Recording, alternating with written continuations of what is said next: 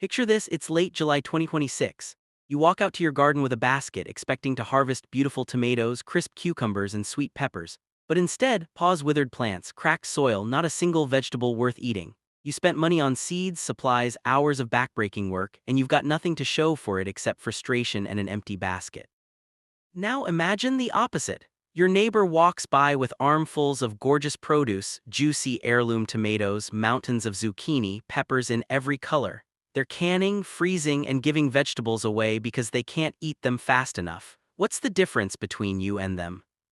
They knew something you didn't. They prepared for what 2026 is bringing to American gardens, and you didn't. Here's the truth nobody's talking about. 2026 is not going to be like previous gardening years.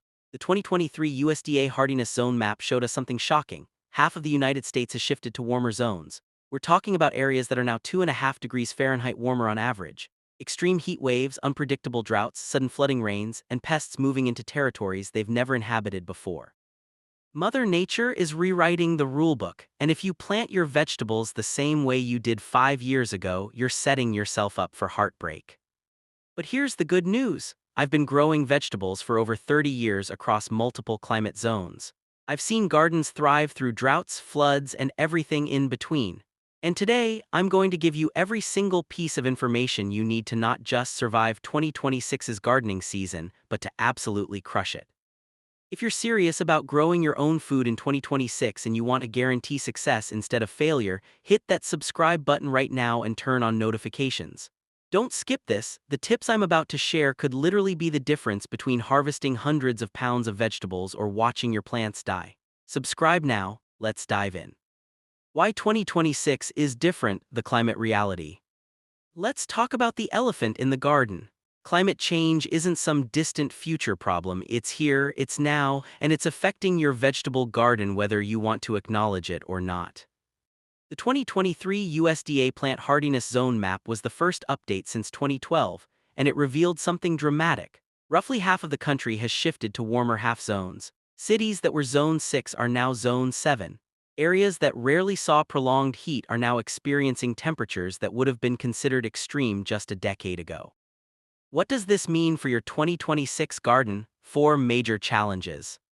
First, longer, hotter summers. We're seeing heat waves that last weeks instead of days, temperatures exceeding 95, even 100 degrees for extended periods. Cool season crops like lettuce and spinach bolt almost immediately. Even heat-loving tomatoes and peppers can suffer from blossom drop when it gets too hot. The old plant it and forget it method, that's dead. Second, unpredictable water situations. Some regions are experiencing historic droughts, the soil is powder dry, and municipal water restrictions mean you can't just run the sprinkler whenever you want. Other areas are getting hammered with intense rainfall that floods gardens, washes away topsoil, and creates conditions for root rot and fungal diseases. It's feast or famine, and plants hate both extremes. Third, shifting pest and disease pressure. Warmer winters mean fewer pests are dying off. Insects that used to be limited to southern states are now thriving in the Midwest and Northeast. Japanese beetles, squash vine borers, tomato hornworms, they're all showing up earlier, staying later, and reproducing faster. Fungal diseases love the combination of heat and humidity we're seeing more of. Fourth, unpredictable frost dates. The traditional last frost date for your area, it's becoming less reliable. We're seeing late spring freezes that kill transplants and early fall frosts that end the season prematurely. Or the opposite, extended warm falls followed by sudden deep freezes. Your grandparents' planting calendar doesn't work anymore. Now, I'm not trying to discourage you, I'm trying to wake you up. Because here, what most gardening channels won't tell you: if you ignore these changes, you will fail. Your seeds won't germinate properly. Your transplants will die from heat stress. Your harvest will be pitiful. But if you adapt, if you choose the right varieties, prepare your soil correctly, and follow the strategies I'm about to teach you, you'll grow more food than you ever thought possible.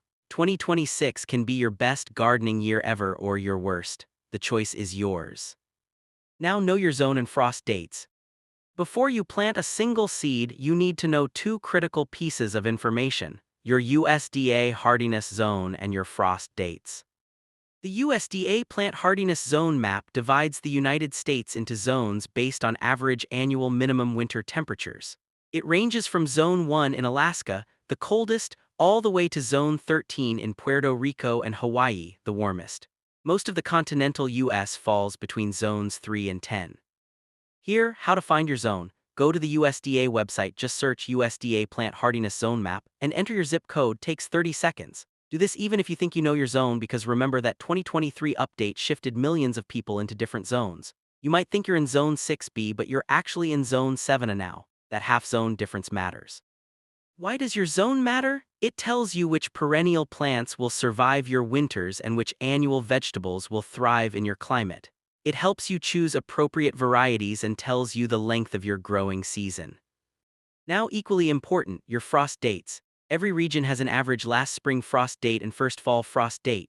These dates define your growing window. Cool season crops like peas, lettuce, and broccoli can handle light frost, so you can plant them before your last spring frost. Warm season crops like tomatoes, peppers, cucumbers, and beans are frost sensitive. Plant them too early and one cold night kills them all. To find your frost dates, search online for last frost date plus your city or zip code. Local university extension offices have this data. But here's the critical part, these are AVERAGES. In 2026, with our unpredictable climate, you need to build in buffers. If your average last frost date is April 15th, I'd wait until April 25th to plant tender crops. Yes, you might lose a week of growing time, but you won't lose your entire crop to a surprise freeze. The general rule across most of America: plant cool season crops in early spring as soon as the soil can be worked, usually when soil temperatures hit 40 degrees. These same crops can be planted again in late summer for fall harvest. Warm season crops go in after your last frost date, when soil temperatures reach at least 60 degrees, ideally higher for plants like peppers and eggplant. But remember, zones and frost dates are just starting points. Pay attention to your specific microclimate. Do you have a south-facing wall that creates a heat pocket? Do you have low-lying areas where cold air settles? These factors matter as much as your official zone. Common mistakes that will make you cry. Alright, let's talk about why most beginner vegetable gardens fail. I've seen these mistakes 1,000 times and they're absolutely preventable. If you're making these errors, 2026 will break your heart. Avoid them and you'll be golden. Mistake number 1, planting at the wrong time. This is the #1 killer of gardens. Planting tomatoes in April when your last frost is May 1st, dead plants. Trying to grow lettuce in July, it bolts immediately and tastes bitter. Every vegetable has an ideal planting window. Cool season crops need cool temperatures spring and fall. Warm season crops need warmth and will sulk or die if planted too early. Check seed packets for days to maturity and work backwards from your frost dates. And use a soil thermometer, don't guess. If your soil is too cold, seeds rot instead of germinating.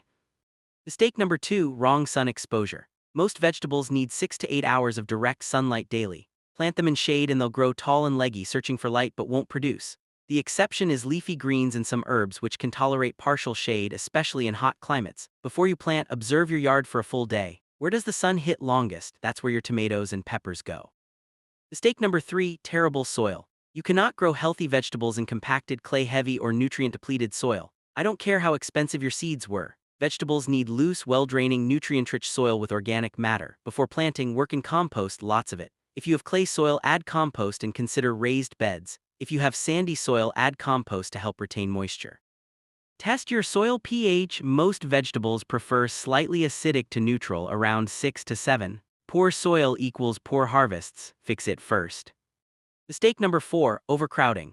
Seed packets list spacing requirements for a reason. When you plant tomatoes 12 inches apart instead of 24, they compete for nutrients, water, and airflow. This creates weak plants and invites disease. Crowded plants can't develop properly. Yes, it feels wasteful to leave empty space, but that space is necessary. Follow spacing guidelines, thin seedlings ruthlessly, and give your plants room to breathe. Mistake number 5, inconsistent watering. Vegetables need consistent moisture, especially during fruiting. If you water sporadically, soaking them one day and ignoring them for a week, you'll get blossom end rot on tomatoes and peppers, split tomatoes, bitter cucumbers, and stressed plants that attract pests. Deep, infrequent watering is better than shallow, frequent watering. Water in the morning to reduce disease. Use mulch to retain moisture. Install drip irrigation or soaker hoses if possible. Consistency is everything. Mistake number 6, ignoring pests until it's too late. Check your plants every single day. Look under leaves, spot a few aphids, deal with them now, spray with water or insecticidal soap.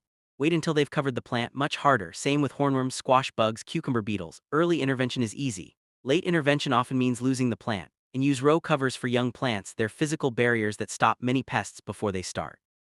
Mistake number 7, no crop rotation. Planting tomatoes in the same spot year after year builds up soil-borne diseases and depletes specific nutrients. Rotate plant families annually. If tomatoes were in bed one last year, plant beans or lettuce there this year. This simple practice dramatically reduces disease and keeps soil balanced. Mistake number 8, starting too big. Beginners get excited and plant 20 different vegetables in a massive garden, then they get overwhelmed. Weeds take over, they can't keep up with watering, everything suffers. Start small, master 5 or 6 vegetables first, get your systems in place. Expand next year. A small, well-maintained garden produces far more than a large, neglected one. Mistake number 9, choosing the wrong varieties for your climate. Not all tomato varieties work in all climates. If you're in Arizona, you need heat-tolerant varieties. If you're in Maine, you need short-season varieties. Read variety descriptions carefully. Look for terms like heat-tolerant, drought-resistant, disease-resistant, early maturing.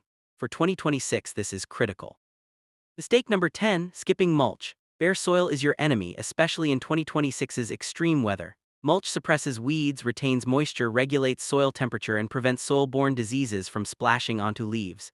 Use straw, shredded leaves, or wood chips. Apply 2 to 4 inches around plants. This one practice will save you hours of work and gallons of water. There you have it, 10 mistakes that ruin gardens. Avoid these and you're already ahead of 90% of gardeners. Heirloom versus hybrid seeds, what to plant in 2026. Let's settle a debate that confuses a lot of gardeners. Heirloom versus hybrid seeds, which should you plant in 2026? Here's the simple explanation. Heirloom varieties are open-pollinated plants that have been passed down for generations, usually at least 50 years. They breed true, meaning you can save seeds and grow the same variety next year. They're often prized for exceptional flavor and unique characteristics. Think Brandywine tomatoes, Cherokee purple, Moon and Stars watermelons. Hybrid varieties are created by cross-pollinating 2 different parent plants to produce offspring with specific desired traits: disease resistance, uniform size, higher yields, better heat tolerance. The trade-off? Seeds from hybrids won't grow true to type, so you can't reliably save seeds. So which is better for 2026? Here's my honest take. For most gardeners, especially beginners, hybrids are your safer bet right now. Why? Because plant breeders have spent decades developing hybrids that can handle stress. We're talking about varieties with built-in disease resistance, exceptional heat tolerance, and the ability to set fruit in challenging conditions. When you're facing unpredictable weather, pests moving into new territories, and temperature extremes, you want every advantage. Hybrids give you that. For example, there are hybrid tomatoes specifically bred to resist early blight, late blight, verticillium wilt, and fusarium wilt, all common diseases that destroy tomato crops. Heirlooms typically have zero resistance. In a tough year, the hybrid keeps producing while the heirloom dies. Hybrid cucumbers often have resistance to powdery mildew and downy mildew. Hybrid squash can resist squash vine borers better. Hybrid peppers set fruit more reliably in heat. The list goes on. Now, does this mean heirlooms are bad? Absolutely not. Heirlooms often have superior flavor. There's a reason Brandywine tomatoes are legendary. And if you want to save seeds and become more self-sufficient, heirlooms are necessary. Plus, growing heirlooms preserves genetic diversity, which is genuinely important. My recommendation for 2026, plant a mix. Make hybrids the backbone of your garden, your reliable producers. Then add a few heirloom varieties for flavor and experimentation. If the heirlooms do great, fantastic. If they struggle, your hybrids will still feed you. Look for modern hybrids with terms like heatwave, mountain, or heat master in the name. These indicate breeding for hot climates. All America Selections winners are also excellent choices. They've been trialed across the country and proven to perform in diverse conditions. Don't be dogmatic. Both heirlooms and hybrids have a place. In 2026's challenging climate, prioritize success and resilience. You can always expand into more heirlooms once you've got your systems dialed in. Top vegetable recommendations for 2026 success. Now let's get to the good stuff. What should you actually plant in 2026? I'm going to give you my top recommendations. Vegetables that are resilient, productive, and well-suited to handling whatever weather gets thrown at them. Number 1, tomatoes, but choose wisely. Tomatoes are America's favorite garden vegetable, but they can be finicky. For 2026, go with determinate or compact varieties if space is limited. These stay smaller and are perfect for containers or raised beds. Look for disease-resistant hybrids. Mountain Fresh Plus is a fantastic hybrid with resistance to multiple diseases and handles heat well. Heatwave II is specifically bred for hot climates. Sungold is a cherry tomato that produces like crazy and has great disease resistance. For heirlooms, Cherokee Purple and Brandywine are worth trying if you have space, but back them up with hybrids. Plant after your last frost when soil is warm. Tomatoes need full sun, consistent water, and staking or caging. Challenge: blossom end rot in extreme heat. Solution: consistent watering and calcium in the soil. Number 2. Peppers, both sweet and hot. Peppers are heat lovers, making them perfect for warmer 2026 conditions. They're slower to start but produce heavily once established. California Wonder bell peppers are reliable. Gypsy is an early sweet pepper that adapts well. For hot peppers, jalapenos and serranos are easy. Peppers need warm soil, wait at least 2 weeks after tomatoes to transplant. They're drought tolerant once established but need consistent water during fruiting. Pro tip: peppers actually benefit from afternoon shade in extreme heat. Number 3. Beans, especially pole beans. Beans are nitrogen-fixing, incredibly productive, and easy to grow. Pole beans like Rattlesnake or Kentucky Wonder grow vertically, saving space and producing for months. Bush beans like Provider produce quickly but for a shorter period. Beans tolerate heat well, handle moderate drought, and rarely have pest issues. Direct seed after last frost. They grow fast, 50 to 60 days to harvest. Succession plant every 2 weeks for continuous harvests. Number 4. Zucchini and summer squash. These are prolific producers, sometimes too prolific. 1 or 2 plants can feed a family. They love heat, grow quickly, and are perfect for beginners. Dunya is a compact hybrid that resists powdery mildew. Costata romanesco is an heirloom with excellent flavor. Challenge: squash vine borers and squash bugs. Solution: row covers early, handpick bugs, and plant succession crops so if one dies, another is coming. Number 5. Cucumbers, especially slicing and heat-tolerant types. Cucumbers are heavy producers in warm weather. Armenian cucumber, actually a melon, is incredibly heat and drought tolerant, a secret weapon for hot climates. Marketmore 76 is disease-resistant and reliable. For small spaces, try bush pickle or Space Master. Cucumbers need consistent moisture and full sun. Trellis them vertically to save space and improve airflow. Number 6. Swiss chard and kale. These leafy greens are tougher than lettuce and can handle more heat, making them better choices for 2026. Swiss chard comes in beautiful colors, bright lights, is stunning and edible. Kale, like lacinato dinosaur kale, tolerates both cold and heat. Plant in early spring and again in late summer. They'll produce for months and actually taste better after a light frost. Easy to grow, nutritious, and pest-resistant. Number 7. Okra. If you're in a warm climate or facing hot summers, okra is your friend. It thrives in heat that would kill other plants. Clemson spineless is the standard variety. Okra grows tall, looks beautiful, and produces pods constantly. Harvest pods when they're small and tender. This is an underrated vegetable for hot, dry conditions. Number 8. Cowpeas and black-eyed peas. These southern favorites are nitrogen-fixing, drought-tolerant, and love heat.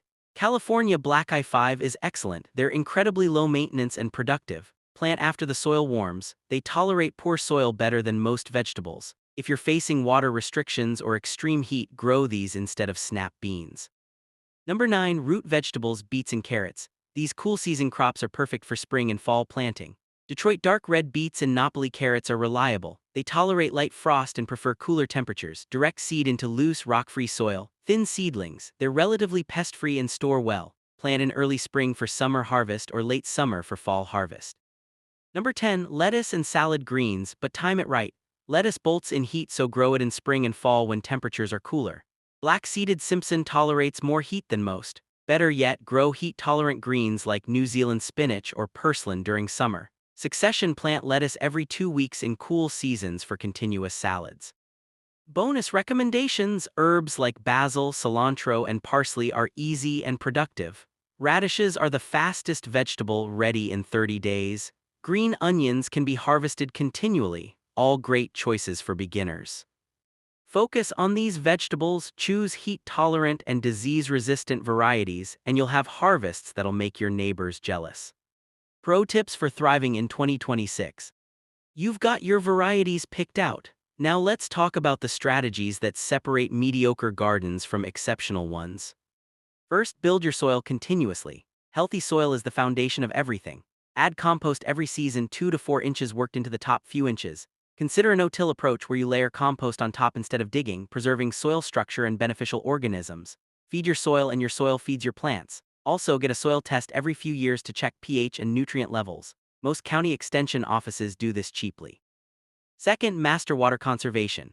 In 2026, water is precious. Mulch everything. I can't stress this enough. 2 to 4 inches of organic mulch reduces evaporation by up to 70%. Install drip irrigation or soaker hoses instead of overhead sprinklers. You use 50% less water and keep foliage dry, reducing disease. Water deeply but less frequently to encourage deep root growth. Collect rainwater in barrels if possible. And consider shade cloth over sensitive crops during heat waves. 30 to 50% shade cloth can drop temperatures 10 to 15 degrees. Third, practice succession planting. Don't plant all your lettuce at once. Plant small amounts every 2 weeks so you have continuous harvests instead of feast or famine. Same with beans, carrots, and radishes. This also provides insurance. If one planting fails due to weather or pests, others will succeed. Fourth, companion plant and support pollinators. Plant flowers like marigolds, zinnias, and sunflowers among your vegetables. They attract pollinators and beneficial insects that prey on pests. Basil near tomatoes can repel aphids. Nasturtiums are trap crops for aphids. They'll attack nasturtiums instead of your vegetables. Diversity creates balance and resilience. Fifth, use organic pest management. Handpick large pests like hornworms and squash bugs. Spray aphids off with water. Use insecticidal soap for soft-bodied insects. Neem oil works for many pests and some fungal diseases. Row covers are physical barriers that stop pests from reaching plants. Encourage natural predators like ladybugs and lacewings. Avoid broad-spectrum chemical pesticides. They kill beneficial insects along with pests. Sixth, embrace containers and raised beds. If your native soil is terrible or you're dealing with extreme weather, grow in containers or raised beds where you control the soil. Dwarf and compact varieties are bred specifically for container growing. Patio tomatoes, bush cucumbers, Thumbelina carrots, all perfect for pots. Raised beds warm up faster in spring, drain better, and are easier on your back.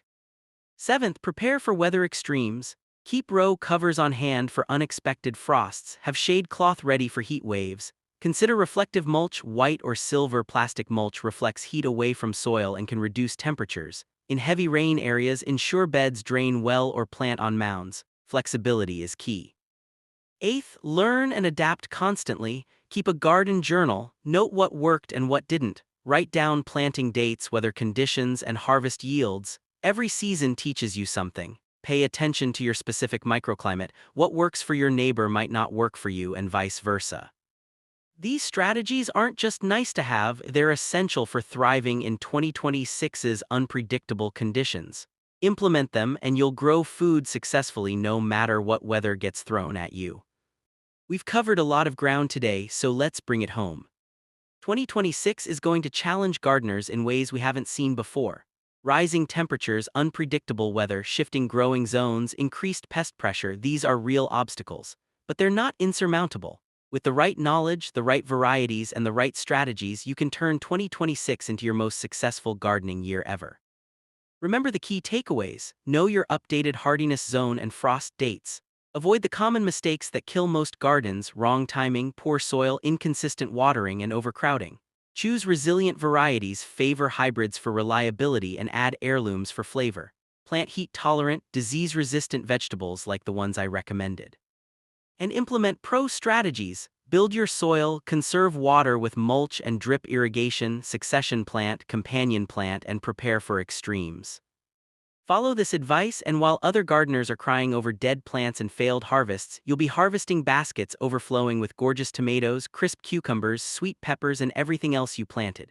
Your freezer will be full. Your pantry will be stocked. You'll be eating the freshest, most delicious vegetables possible, vegetables you grew with your own hands. So here's what I need you to do right now. If this video helped you prepare for your 2026 garden, and I know it did, smash that like button. It helps this video reach more gardeners who need this information. Then drop a comment below, tell me your USDA hardiness zone and what vegetables you're planning to grow in 2026. I read every comment and I love connecting with fellow gardeners. And most importantly, subscribe to this channel right now. Don't put it off. Click that subscribe button and hit the bell icon so you get notified every time I drop a new video.